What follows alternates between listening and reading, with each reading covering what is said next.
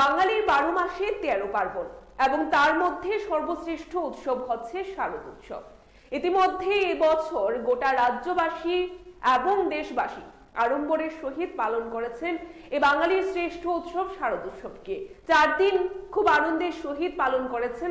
আমরা যদি বলি যে গত 2 বছরের দিকে যদি আমরা নজর রাখি, করোনা, তারপর গত বছর বৃষ্টি, অর্থাৎ প্রাকৃতিক দুর্যোগের কারণে সাধারণ জনগণ সেইভাবে পুজোর আমেজটাকে পেতে পারেনি।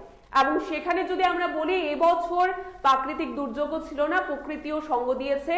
গোটা রাজ্য জুড়ে আড়ম্বরের সহিত পালন করা হয়েছে বাঙালির শ্রেষ্ঠ উৎসব শারদ উৎসবকে।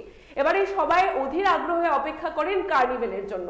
আগামীকাল অর্থাৎ 26শে অক্টোবর হচ্ছে কার্নিভেল এবং আমরা ত্রিপুরা নিউজ 8 আপনাদের সাথে থাকছি। দুপুর 2টো থেকে আপনারা দেখতে পাবেন কার্নিভেলের সরাসরি চিত্র। খুব ভালো হয়েছিল, প্রচুর সংখ্যক দর্শনার্থী এসেছিল।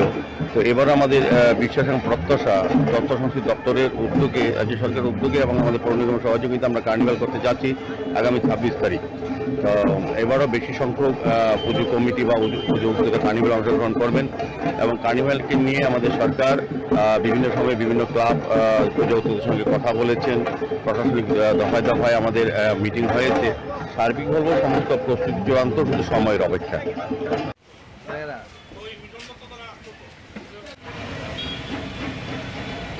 দেখতে চোখ রাখবেন ত্রিপুরা নিউজ 8 এর পর্দায়। নমস্কার।